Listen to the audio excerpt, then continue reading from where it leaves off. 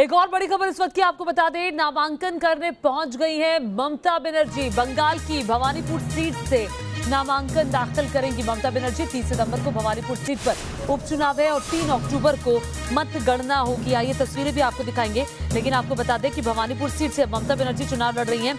ममता बनर्जी का आपको ध्यान होगा, जब विधानसभा के चुनाव हुए थे तो वो चुनाव हार गई थी और उसके बाद चूंकि मुख्यमंत्री हैं और 6 महीने के अंदर आपको जीतना जरूरी है पद पर बने रहने के लिए, और इसीलिए ये नामांकन दाखिल करते हुए ममता बनर्जी की तस्वीरें सामने आई हैं। ये तस्वीरें भवानीपुर सीट से ममता बनर्जी चुनाव लड़ रही हैं और आपको बता दें कि ये सीधी तस्वीरें इस वक्त आप ममता बनर्जी की देख रहे हैं। 30 सितंबर को उपचुनाव होना है भवानीपुर के सीट पर। उपचुनाव के लिए ममता बनर्जी दाखिल कर रही हैं पर्चा। इस वक्त पश्चिम बंगाल की मुख्यमंत्री हैं, तृणमूल कांग्रेस के सुप्रीमो हैं। नामांकन पत्र दाखिल करते हुए इस वक्त वो कुछ बातचीत कर रही है। सीएम पद पर बने रहने के लिए ममता के लिए ये चुनाव जो जीतना है वो बहुत महत्वपूर्ण होगा। हालांकि नंदीग्राम की आपको लड़ाई याद होगी, नंदीग्राम में शुभेंदु अधिकारी से वो चुनाव हार गई थी। उसके बाद उन्होंने आरोप भी लगाया कि धांधली हुई है, फिर मामला कोर्ट में भी पहुंचा।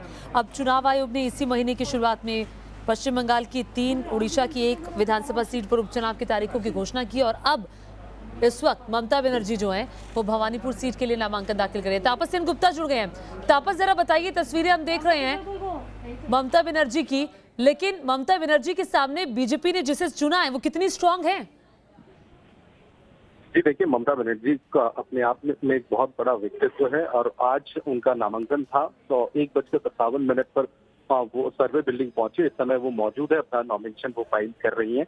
कुछ तकरीबन 10 मिनट हो चुका है और बाहर काफी ज्यादा तृणमूल कांग्रेस के समर्थकों की भीड़ भी लगी हुई है। ये बात बोलने की अपेक्षा नहीं रखती कि ममता बनर्जी के लिए भवानीपुर कॉन्स्टिट्यूएंसी एक होम ग्राउंड की तरह है, जहाँ उनकी उन्हें लोग पहचानते हैं और साथ में उनका जो व्यक्तित्व है वो भवानीपुर में सबसे ज्यादा है। हालांकि प्रियंका केजरीवाल भी एक नई चेहरा है बीजेपी के लिए, लेकिन एक महिला कैंडिडेट है और जैसे हम जानते हैं कि भवानीपुर कॉन्स्टिट्यूएंसी में एक कॉस्मोपॉलिटन कॉन्स्टिट्यूएंसी कहा जाता है, जहां पर बंगाली भी रहते हैं, गुजराती, मारवाड़ी और सिख कम्युनिटी के भी काफी लोगों का रिहाइश है वहां पर। और ये नॉन बंगाली जो वोट बैंक है बहुत ज्यादा ममता बनर्जी के फेवर में जाता हुआ नहीं दिखा है पिछले कुछ चुनाव में। तो कहा जा सकता है कि एकदम रिकॉर्ड ब्रेकिंग वोट बैंक से वोटों से ममता बनर्जी आगे रहेगी। इतना आत्मविश्वास शायद तृणमूल कांग्रेस को है, लेकिन बहुत ज्यादा आसान भी नहीं होगा ये चुनौती, क्योंकि बीजेपी की प्रियंका केजरीवाल एक नया चेहरा है और महिला है।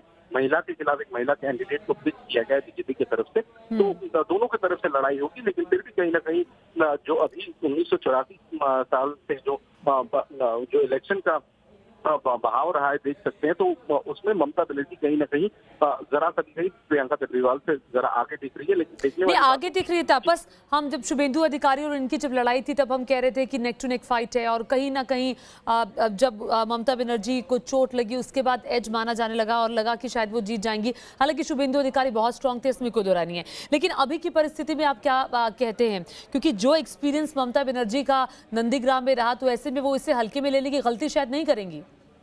जी, ममता बनर्जी ने कल बाकायदा उन्होंने साफ कर दिया था कि किसी भी सूरत पे ये लड़ाई तो आसान लड़ाई मानकर वो नहीं चल रही है, आगे जाकर चैलेंज काफी मजबूत होगी। ये बात उन्होंने खुद कहा है अपने जो पार्टी वर्कशॉप था वहां पे। तो इससे बहुत साफ है कि भले तृणमूल कांग्रेस के नेता या फिर कर्मी उनको लगता है कि बहुत आसान चीज होगी, लेकिन ममता बनर्जी नंदीग्राम में शिकस्त खाने के बाद इतना उन्होंने सीख लिया है कि कोई भी लड़ाई को हल्के में नहीं लेना चाहिए। उनके लिए भवानीपुर एक होम ग्राउंड जरूर है, जैसे शुभेंदु अधिकारी के लिए नंदीग्राम था। शुभेंदु अधिकारी को कुछ हद तक आगे कुछ ज्यादा वोट ममता बनर्जी से मिला था और ममता बनर्जी को शिकस्त मिला था। ठीक उसी चीज को ध्यान में रखते हुए ममता बनर्जी बहुत ज्यादा कॉशियस है। ठीक है, बहुत ज्यादा कॉशियस है। लेकिन दिलीप घोष का भी मैं बयान आपको याद दिलाना चाहूंगी कि दिलीप घोष ने कहा था कि जनता हमारे साथ है भवानीपुर में। खैर, बहुत बहुत शुक्रिया इस तमाम जानकारी के लिए। तो बीजेपी भी अपनी कैंडिडेट की जीत के लिए आश्वस्त दिखाई दे रही है। तस्वीरें ममता बनर्जी की आप देख रहे हैं इस वक्त नामांकन दाखिल करते हुए, और ममता बनर्जी ने पिछले दिनों इशारा भी दिया कि कोई भी चुनाव जो है वो आसानी से जीता हुआ नहीं समझा जा सकता।